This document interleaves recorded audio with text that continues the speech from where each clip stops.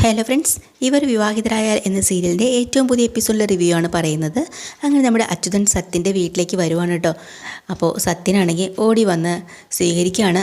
എന്നിട്ട് ഇത് ഭൂമിയുടെ അച്ഛനല്ലേ ചോദിക്കുക കേട്ടോ. അപ്പോൾ തന്നെ അച്യുതൻ ചോദിക്കുകയാണ് കേട്ടോ, അതെ ഭൂമിയുടെ അച്ഛനാണ് ഞാനെന്ന് എങ്ങനെ സാറിന് മനസ്സിലായി? ഭൂമി എപ്പോഴും പറയുമല്ലോ, പിന്നെ ഭൂമിക്ക് ഏറ്റവും കൂടുതൽ ഇഷ്ടം ഈ ലോകത്ത് തൻ്റെ അച്ഛനാണെന്നാണ് എപ്പോഴും എന്നോട് പറയുന്നത്. അച്യുത, നിങ്ങളൊരു വലിയ ഭാഗ്യവാനായിട്ടുള്ളൊരു അച്ഛൻ തന്നെയാണ് കേട്ടോ. അച്യുതൻ എന്തെങ്കിലും ആവശ്യത്തിന് വേണ്ടിയിട്ട് ഇവിടെ വന്നതാണോ എന്ന് സത്യം ചോദിക്കുകയാണ്. അയ്യോ അല്ല സാർ, വെറുതെ ഒന്ന് പരിചയപ്പെടാമെന്ന് ഞാൻ വിചാരിച്ചു. മോളാണെങ്കിൽ എപ്പോഴും സാറിനെക്കുറിച്ച് പറയും. എന്നെക്കുറിച്ചോ? നല്ലതാണോ മോശമാണോ? അല്ല, സാറിനെക്കുറിച്ച് വളരെ നല്ല അഭിപ്രായമാണ് പറയുന്നത്. ആരെക്കുറിച്ചും അവളൊരു മോശം വർത്തമാനം പറയില്ല. എൻ്റെ മകളെയും ഭാര്യയൊക്കെ കണ്ടുപിടിക്കാനായിട്ട് അവൾ ഒരുപാട് സഹായിക്കുന്നുണ്ട്.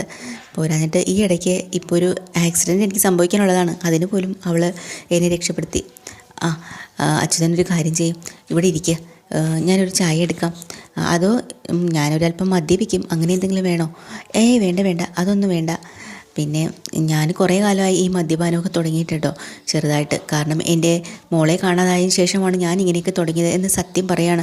അപ്പോൾ ഉടനെ അച്യുതൻ പേടിച്ച് പറിച്ച് ചോദിക്കുന്നുണ്ട്, മോളെ എത്ര കൊല്ലം മുമ്പാണ് കാണാതായെന്ന്? ഒരു 10-22 വർഷമായി. ഞാൻ അന്ന് കണ്ണൂരിലായിരുന്നു.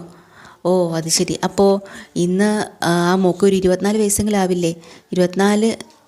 അതൊക്കെ കഴിയും. അതെ. മോളെ ഇപ്പോൾ കണ്ടാൽ എങ്ങനെ തിരിച്ചറിയാം? വലുതായി കാണുമല്ലോ എന്ന് അച്യുതൻ ചോദിക്കാട്ടോ. അപ്പോഴാണ് സത്യൻ പറയുന്നത്, 2 മാർഗമുണ്ട്. ഒന്നാമത്തത് വളരെ ബാലിശമായിട്ടുള്ളൊരു കാര്യം, മോളുടെ കഴുത്തിൽ കുടുംബചിഹ്നമുള്ളൊരു മാലയുണ്ട്. അതിപ്പോൾ ഉണ്ടാവണമെന്നില്ല, അത് ചിലപ്പോൾ പോയിട്ടുണ്ടാവും. പക്ഷേ അവളുടെ കഴുത്തിൻ്റെ ഇടത് ഭാഗത്തായിട്ട് ഒരു മറുകുണ്ട്. അതാണ് ഏറ്റവും പ്രധാനം. അത് വച്ച് തിരിച്ചറിയാമെന്നുള്ളതേ ഉള്ളൂ. അപ്പോൾ അച്യുതനാണെങ്കിൽ പേടിച്ച് ഒരു വല്ലാത്ത അവസ്ഥയിലിരിക്കുന്നുണ്ടോ. എന്താ അച്യുത വല്ലാണ്ടിരിക്കുന്നത്? അല്ല സാർ, കഴുത്തിൻ്റെ പുറകിൽ മറുകുള്ള പെൺകുട്ടികൾ വേറെ ഉണ്ടാവുമല്ലോ. ഉണ്ടാവാം, പക്ഷേ അങ്ങനെയുള്ളൊരു പെൺകുട്ടിയെ കണ്ടുപിടിച്ചാലേ നമുക്ക് DNA ടെസ്റ്റ് നടത്താമല്ലോ, അങ്ങനെ സ്ഥിരീകരിക്കാമല്ലോ എന്ന് പറയാം കേട്ടോ. എന്നിട്ട് ഒരു കപ്പ് ചായ എടുക്കാനായിട്ട് സത്യൻ കിച്ചണിലേക്ക് പോവുകയാണ്. ഇതെല്ലാം കേട്ടും കൊണ്ട് അച്യുതൻ ആകെ പേടിച്ച് വിറച്ച് വല്ലാതെ അങ്ങ് ഇരിക്കുകയാണ്. അപ്പോഴാണ് ചുവരിൽ തൂക്കിയിട്ടിരിക്കുന്ന നമ്മുടെ ഭൂമിയുടെ കുഞ്ഞിലെയുള്ള ഫോട്ടോ അതിങ്ങനെ കാണുക കേട്ടോ. കൊച്ചിലെ കൈ കിട്ടിയ അതേ വയസ്സിലുള്ള അതേ ഫോട്ടോ കാണുമ്പോഴത്തേക്ക് അച്യുതൻ അങ്ങ് വല്ലാതെ നെർവസായി പോവാട്ടോ. അങ്ങനെ കണ്ണ് നിറഞ്ഞ് ആ ഫോട്ടോയുടെ അടുത്തേക്ക് വരുവാണ്. വന്നിങ്ങനെ അത് തഴുകിക്കൊണ്ടിരിക്കുക കേട്ടോ ഫോട്ടോയിൽ. അപ്പോഴാണ് അച്യുതനാണെങ്കിൽ ചായയായിട്ട് കൊണ്ടുവരുന്നുണ്ട്.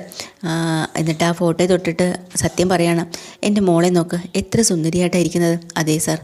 സാറേ, ഞാൻ സാറിനോടൊരു കാര്യം ചോദിക്കട്ടെ? വെറുതെ സാങ്കല്പികമായിട്ടുള്ളൊരു ചോദ്യം തന്നെയാണ്. കുഞ്ഞിനെ ആർക്കെങ്കിലും കിട്ടിയെന്ന് കരുതുക, അവർ വളർത്തി, അവർ പോലും അറിയുന്നില്ല ഇതാരുടെ മകളാണെന്ന്. ഇത് പോലീസും മറ്റോ കണ്ടെത്തി, പക്ഷേ അത് സാറിൻ്റെ മോളാണെന്ന് കണ്ടെത്തുകയാണ്. അങ്ങനെയാണെങ്കിൽ മകളെ കിട്ടിയാലേ വളർത്തിയ അച്ഛനും അമ്മയ്ക്കൊക്കെ സങ്കടമാവില്ലേ? ഇടയ്ക്ക് അവരുടെ വീട്ടിലൊക്കെ അവളെ വിടുമോ? അവരല്ലേ കുഞ്ഞിനെ വളർത്തിയത് ഇത്രയും കാലം. അപ്പോൾ തന്നെ ഉടനെ സത്യം പറയണം, എന്തായാലും സാങ്കല്പികമായിട്ടുള്ളൊരു ചോദ്യമാണ്, പക്ഷേ ഞാനതിന് ഉത്തരം പറയാം. എൻ്റെ മകളെ കിട്ടിക്കഴിഞ്ഞാൽ ഞാൻ പിന്നെ ആർക്കും വിട്ടുകൊടുക്കില്ല. വളർത്തിയെന്ന് ഒരു പരിഗണനയും ഞാൻ കൊടുക്കില്ല അവർക്ക്. അവിടെ ഞാൻ സ്വാർത്ഥനാടാ. പിന്നെ 22 വർഷമാണ് ഞാൻ എൻ്റെ മകളെ ഓർത്ത് കരഞ്ഞത്. 24 മണിക്കൂറും അവൾ എൻ്റെ കൂടെ ഉണ്ടാവണം എന്നിങ്ങനെ സത്യൻ ഭയങ്കര നെർവസായിട്ട് ഇങ്ങനെ സംസാരിക്കുകയാണ് കേട്ടോ. പക്ഷേ അച്യുത വീണ്ടും ചോദിക്കുന്നുണ്ട്, ഇത്രയും കാലം വളർത്തിയല്ലേ, വളർത്തിയെന്നൊരു പരിഗണന അച്ഛനമ്മയും കിട്ടണ്ടേ? എന്തിനങ്ങനെ ഒരു പരിഗണന കിട്ടണം? സ്വന്തമല്ലാത്തൊരു കുഞ്ഞിനെ കിട്ടിക്കഴിഞ്ഞാൽ ആദ്യം പോലീസിനെ അറിയിക്കണം, കൊണ്ടുപോയി വളർത്തല്ല വേണ്ടത്. അവളെ എനിക്ക് കിട്ടിക്കഴിഞ്ഞാൽ അങ്ങനെ ഒരു ഓർമ്മ പോലും അവളിൽ നിന്ന് ഞാൻ മാറ്റിക്കളയും. എൻ്റെ മകൾ എൻ്റെ മാത്രം സ്വത്താണ്. പോട്ടെ അച്യുത, ഞാനേ ഒരു സാങ്കല്പിക ചോദ്യം എന്നാണ് അച്യുത എന്നോട് ചോദിച്ചത്. അതിൻ്റെ പേരിലാണ് നമ്മളിപ്പോൾ ചെറുതായിട്ടും തർക്കിച്ചത്. വിട്ടേക്ക് കേട്ടോ, പോട്ടെ. അച്യുതൻ പിന്നെ അവിടെ നിൽക്കാൻ പറ്റുന്നില്ല കേട്ടോ. അപ്പോൾ അച്യുതൻ പറയുന്നുണ്ട്, ഞാനേ ഇറങ്ങട്ടെ, പോവാണ്. ശരി, ഇനി വരുമ്പോൾ ഭൂമിയെ കൂടെ ഇങ്ങോട്ട് കൊണ്ടുവന്നേക്കണമെന്നും പറഞ്ഞ് അവർ യാത്ര പറഞ്ഞിറങ്ങാം കേട്ടോ. അച്യുതനാകെ തളർന്നു പോയി വഴിയിൽ പോയി ഇരുന്നിട്ട് പഴയ കാര്യങ്ങളിൽ ഓർത്തെടുക്കാണ് കേട്ടോ. കാരണം സ്വന്തം മകളെ വളർത്തിയതും ഇത്രയും കാലം സ്നേഹിച്ചു കൊണ്ടിടുന്നതും ഭൂമിക്കാണെങ്കിൽ അച്ഛനെന്ന് പറഞ്ഞ ജീവനാണ്. ഇങ്ങനെയുള്ള കാര്യങ്ങൾ ഓർത്ത് അവിടെ ഇരിക്കുകയാണ്. അപ്പോൾ സൗഭാഗ്യപുരത്താണെങ്കിൽ തകൃതിയായിട്ട് എൻഗേജ്മെൻറ്റുള്ള കാര്യങ്ങളെല്ലാം നടക്കുകയാണ്. അപ്പോൾ സൗഭാഗ്യ ചോദിക്കുന്നുണ്ട്, വർമ്മേ നമുക്ക് കല്യാണത്തിന് എൻഗേജ്മെൻറ്റിന് എത്ര പേരെ വിളിക്കണമെന്ന്? അത് സംഗീത പറയട്ടെ. സംഗീതയോട് ചോദിക്കുമ്പോൾ സംഗീത പറയാതെ ഭവാനി പറയട്ടെ. അങ്ങനെ മുത്തശ്ശിക്ക് ദേഷ്യം വരിക, ഇതെന്താ കുഴിപ്പന്ത് കളിക്കുകയാണോ നീയൊക്കെ കൂടെ? ഒരു കാര്യം ചോദിച്ചാൽ കൃത്യമായിട്ടുള്ള ഉത്തരം ആർക്കുമില്ലേ? ഭവാനിക്കാണെങ്കിൽ എന്ത് പറഞ്ഞാലും അമ്മ പറയട്ടെ, അമ്മ പറയട്ടെ. അവളത് കാണാതെ പഠിച്ചു വച്ചേക്കും പോലെയാണ്. അങ്ങനെയല്ലമ്മേ, അമ്മയുടെ ആഗ്രഹം തന്നെ എൻ്റെ ആഗ്രഹം എന്നും പറഞ്ഞ് ഇങ്ങനെ മൂളും കേട്ടോ അവർ. ഭവാനി സോപ്പിട്ട് നിൽക്കുകയാണെന്നുള്ളത് ഇവർക്ക് അറിയില്ലല്ലോ. അവസാനം അവിടെ ഇരുന്നു കൊണ്ട് അഞ്ജന പറയാം, മുത്തശ്ശി ഞാൻ പറയട്ടെ എത്ര പേരെ വിളിക്കണമെന്ന്. പറ. അത് ഒരു 1000 പേരെ വിളിക്കണം. 1000 പേരോ? എൻഗേജ്മെൻറ്റ്? അങ്ങനെയാണെങ്കിൽ കല്യാണത്തിനോ? അങ്ങനെയല്ല, വിളിക്ക്. മാക്സിമം ആൾ കൂടുമ്പോഴാണല്ലോ നമ്മൾ എത്രത്തോളം വെൽത്തി ആയിട്ടുള്ള ഫാമിലിയാണെന്ന് മനസ്സിലാവുന്നത്. അപ്പോൾ ഉടനെ സംഗീത പറയാണ്, അങ്ങനെയാണെങ്കിൽ നമ്മളെ കമ്പനിയിലെ എക്സിക്യൂട്ടീവ്സിനെ എല്ലാവരെയും വിളിക്കണം. അപ്പോൾ നമ്മുടെ സൗഭാഗ്യ മുത്തശ്ശിച്ചോ പറയാണ്, അതെന്താ സംഗീത, അങ്ങനെ എക്സിക്യൂട്ടീവ്സ് മാത്രമേ ഉള്ളൂ കമ്പനിയിൽ, തൊഴിലാളികളൊന്നും ഇല്ലേ? വിളിക്കുന്നെങ്കിൽ എല്ലാവരും വിളിക്കണം. പിന്നെ ഈ പാവം പിടിച്ച തൊഴിലാളികൾ ഉള്ളതുകൊണ്ടാണ് നമ്മുടെ കമ്പനികൾ ഇങ്ങനെ നിലനിന്ന് പോകുന്നത്. അതാദ്യം മനസ്സിലാക്കണം. അമ്മേ, ഞാനത് ഉദ്ദേശിച്ചല്ല പറഞ്ഞത്. മനസ്സിലായി. അപ്പം എന്തായാലും ഡ്രസ് പാറ്റേണും ഒക്കെ നോക്കണമല്ലോ. ഡ്രസ്സിന് വേണ്ടിയിട്ട് എടുത്തിട്ടുള്ള എൻഗേജ്മെൻറ്റിന് വേണ്ടിയിട്ടുള്ള ഡ്രസ്സും കാര്യങ്ങളൊക്കെ അതെല്ലാം ഫോണിൽ കിടപ്പുണ്ട് കേട്ടോ. ഇത് അങ്ങനെ ഇരിക്കുന്ന സമയത്താണ് സത്യൻ അങ്ങോട്ട് വരുന്നത്. സത്യം വന്ന പാടെ തന്നെ അമ്മ വാട സത്യ എന്ന് പറഞ്ഞ് വിളിച്ച് ഇരുത്തുന്നുണ്ട് കൂടെ. എന്നിട്ട് പറയണം, എടാ നമ്മൾ എത്ര പേരെ വിളിക്കണമെന്ന് ചോദിക്കുമ്പോൾ അഞ്ജന പറയാം 1000 പേരെ വിളിക്കണമെന്ന്. നിൻ്റെ അഭിപ്രായം എന്താടാന്ന് ചോദിക്കുക. അപ്പോൾ സത്യം പറഞ്ഞുകൊണ്ട് അവളുടെ ആഗ്രഹം തന്നെ നടക്കട്ടെ അമ്മേ, അവൾ എത്ര പേരെ വിളിക്കുമ്പോൾ അതിനിപ്പോൾ എന്താ. അപ്പോൾ താങ്ക്സ് വലിയച്ചാന്ന് പറഞ്ഞ് നിൽക്കാം. അപ്പോൾ അതെല്ലാം സംഭവം കഴിഞ്ഞിട്ടാണ് നമുക്ക് മെയിനായിട്ട് നമുക്ക് ഭൂമിയെ വിളിക്കണം കേട്ടോ. ഭൂമിയും കുടുംബത്തേക്ക് വിളിക്കണം. പോയി എന്നിട്ട് ഫുഡിൻ്റെ കാര്യങ്ങൾ ഇത്രയും പേരെ വിളിക്കുന്നതല്ലേ, അപ്പോൾ നമ്മൾ ഭൂമിയെ ഏൽപ്പിക്കണോ വേണ്ടേ എന്ന് ഒരു സംശയം അവിടെ വരിക കേട്ടോ. ആ സമയത്ത് പെട്ടെന്ന് തന്നെ നമ്മുടെ മുത്തശ്ശി പറഞ്ഞിട്ടുണ്ട്, അതൊന്നും കുഴപ്പമില്ല, ഭൂമിയെ തന്നെ നമുക്ക് ഏൽപ്പിക്കാം. എന്നിട്ട് വീണ്ടും സത്യനോട് ചോദിക്കുന്നുണ്ട്, സത്യ ഞാൻ വീണ്ടും നിന്നോട് ചോദിക്കുകയാണ്, അതല്ല അമ്മ ഒന്നുകൊണ്ടും പേടിക്കണ്ട, ഫുഡിൻ്റെ കാര്യം എന്തായാലും ഭൂമിക്ക് തന്നെ നമുക്ക് കൊടുക്കാം. അല്ലെങ്കിൽ ഭൂമിയോട് നമുക്ക് സംസാരിക്കും, അവൾ എന്താ അഭിപ്രായം പറയണം നോക്കട്ടെ, അത് കഴിഞ്ഞിട്ട് നമുക്ക് മാറ്റാം. അപ്പോൾ ഇവിടെ ഭവാനിക്കും പെട്ടെന്ന് അഞ്ജനയ്ക്കൊക്കെ ദേഷ്യം വരാട്ടോ ഭൂമിയുടെ പേര് പറയുമ്പോൾ തന്നെ. ആ സമയത്താണ് ഈ ഡ്രസ്സിൻ്റെ കാര്യങ്ങളൊക്കെ വരുന്നത്. അതൊക്കെ എല്ലാവരും കാണിക്കാൻ വേണ്ടി ഇരിക്കുമ്പോൾ അജയ് വരിക കേട്ടോ. അങ്ങനെ അജയേ വന്നിരിക്കടാ, നമുക്ക് കുറച്ച് കാര്യങ്ങൾ തീരുമാനിക്കണം. അപ്പോഴാണ് അജയ് എൻ്റെ ഫോണിൽ ഡ്രസ് കോഡും കാര്യങ്ങളുണ്ട്, ഒന്ന് സെലക്ട് ചെയ്യാൻ നോക്കാവോ എന്ന് ചോദിക്കുക. അപ്പോൾ അജയ് പെട്ടെന്ന് പറയേണ്ട, അതെനിക്ക് സമയമായി, എനിക്ക് നോക്കാനുള്ള സമയമില്ല മുത്തശ്ശി, എനിക്ക് പെട്ടെന്ന് പോകണം. പിന്നെ ഭൂമിയെ വിളിക്കണം കേട്ടോ, അത് മറന്നു പോകരുത്, ഭൂമിയും കുടുംബക്കാരെ എല്ലാവരെയും വിളിക്കണമെന്ന് അജയ് പ്രത്യേകം പറയാണ്. അഞ്ജനോട് എനിക്കൊരു കാര്യം പറയാനുണ്ട്, എന്ന് വെളിയിലോട്ട് വരുമോ എന്ന് ചോദിക്കുക. അങ്ങനെ അഞ്ജനയും കൂട്ടി പുറത്തേക്ക് പോകണ്ടോ. എന്നിട്ട് അഞ്ജന കേൾക്കാൻ വേണ്ടി പറയാം, എടി നീ എന്തൊക്കെ തന്നെ ഇവിടെ തരികിട പണി കാണിച്ചാലും കുഴപ്പമില്ല, എൻഗേജ്മെൻറ്റിന് ഭൂമി ഇവിടെ വരികയും ചെയ്യും.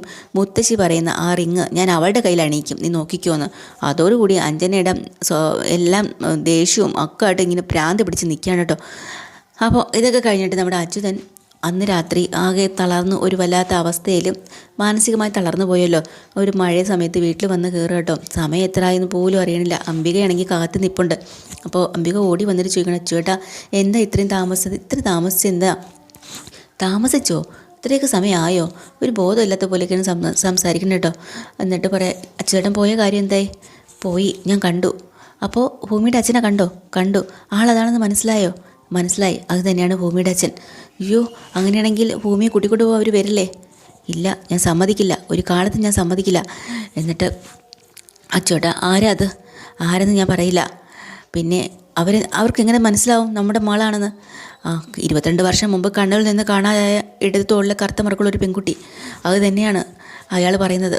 പക്ഷേ ഞാൻ കൊന്നാലും ഞാൻ പറയില്ല നമ്മുടെ കൂടെ മോളുണ്ടെന്ന്. ഇനി പിടിച്ചുകൊണ്ട് പോയാൽ എന്ത് ചെയ്യുന്നു അംബിക ചോദിക്കട്ടോ. അതിനു മുമ്പ് നമുക്ക് ഇവിടുന്ന് സ്ഥലം വിടണം. ഞാൻ അയാളുടെ വെറുതെ ചോദിച്ചു, മകളെ മറ്റൊരാളെ എടുത്തു വളർത്തി, മകളെ തിരിച്ചു കിട്ടിയാൽ നിങ്ങൾ വളർത്തിയവരെ കാണാനായിട്ട് ഇടയ്ക്കിടയ്ക്ക് വിടുമെന്ന്. ഉടനെ അയാൾ പറയാണ് വിടില്ല എന്ന്. അതുമാത്രമല്ല അയാൾ സ്വാർത്ഥനാണെന്ന്. പിന്നെ കിട്ടിക്കഴിഞ്ഞാൽ പോലീസിനെ ഏൽപ്പിക്കാതെ എന്തിനാണ് വളർത്തിയെന്ന് അയാൾ ചോദിക്കുന്നത്. 22 വർഷം ഞാൻ എൻ്റെ മകളെ ഓർത്ത് കരഞ്ഞില്ലേ, അപ്പോൾ 24 മണിക്കൂറും അവൾ എൻ്റെ കൂടെ തന്നെ വേണം എന്നൊക്കെ ഇങ്ങനെ അച്യുതൻ അംബികയോട് പറയട്ടോ. എന്നിട്ട് അതുകൊണ്ട് ഇനി പോലീസായാലും പട്ടാളമായാലും ആര് വന്നാലും നമ്മുടെ മോളെ വിട്ടുകൊടുക്കില്ല. അതെങ്ങനെ ശരിയാവുമ്പോൾ നമ്മളല്ലേ അവളെ വളർത്തിയത്, ഒരിക്കലും വിട്ടുകൊടുക്കാനാവില്ല. അയാൾക്ക് ജയിച്ചതുകൊണ്ട് എങ്ങനെ അവകാശമാവും? എന്താ നിൻ്റെ അഭിപ്രായം? അപ്പോൾ ഉടനെ അംബിക പറഞ്ഞുകൊണ്ട്, അവളുടെ അമ്മയാണ് ഞാൻ, വിട്ടുകൊടുക്കില്ല, ഒരിക്കലും ഞാൻ വിട്ടുകൊടുക്കില്ല എന്ന് അംബികയും. അപ്പോൾ അവർ പെട്ടെന്ന് തീരുമാനിക്കണം, നാളെ തന്നെ ഇവിടുന്ന് പോകണം നാട്ടിലേക്ക്. എന്നിട്ട് പെട്ടെന്ന് ഇന്ന് പാക്ക് ചെയ്ത് വെച്ചാൽ നാളെ വൈകിട്ട് പോകാം, എന്ത് പറഞ്ഞാലും ഭൂമിയും കൊണ്ട് നമുക്ക് ഇവിടുന്ന് പോകണം, അവിടെ ആരും അന്വേഷിച്ച് വരില്ല എന്നും പറഞ്ഞ് അവർ നാട് വിടാൻ വേണ്ടി റെഡിയാവുക കേട്ടോ.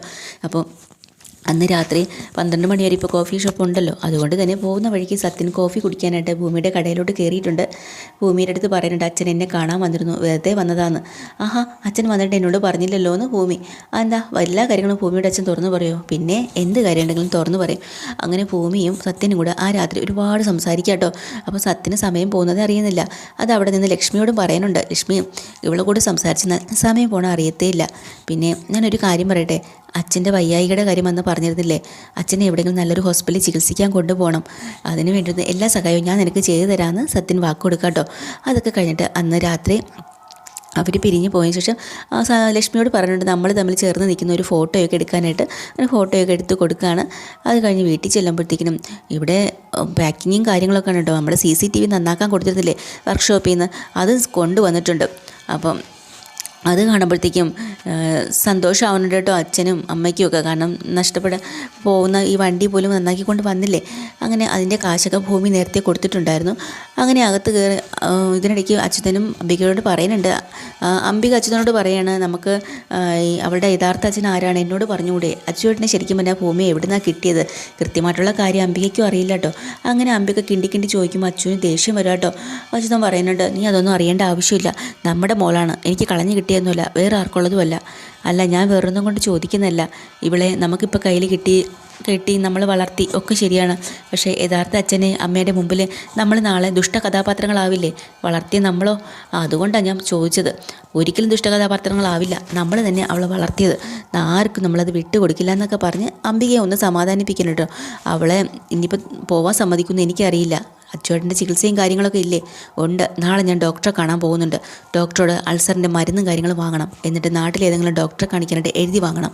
എല്ലാം ഞാനത് ചെയ്തോളാം എന്നിങ്ങനെ അച്യുതൻ പറഞ്ഞ് നിൽക്കുമ്പോഴാണല്ലോ പുറത്ത് ഇതൊക്കെ വണ്ടിയൊക്കെ വരുന്നത്, CCTV. അത് കഴിഞ്ഞ് അകത്തേക്ക് കയറി വരുന്ന ഭൂമി അന്തം വിട്ട് പോവാട്ടോ. കാരണം എല്ലാം പാക്ക് ചെയ്ത് റെഡിയാക്കി വെച്ചിരിക്കുന്നു, നാട്ടിലേക്ക് പോവുകയാണെന്നറിഞ്ഞാൽ. പിന്നെ അതോടുകൂടി ഭൂമി ആകെ തരിച്ചിങ്ങനെ നിൽക്കുക കേട്ടോ, എന്താ സംഭവിക്കുന്നത് അറിയാണ്ട്. ഇതാണ് എപ്പിസോഡിൽ ഡീറ്റെയിൽഡ് എപ്പിസോഡ് വീണ്ടും വരാം. ചാനൽ ഇഷ്ടമായി ലൈക്ക് ചെയ്യുക, ഷെയർ ചെയ്യുക, സബ്സ്ക്രൈബ് ചെയ്യുക. Thank you.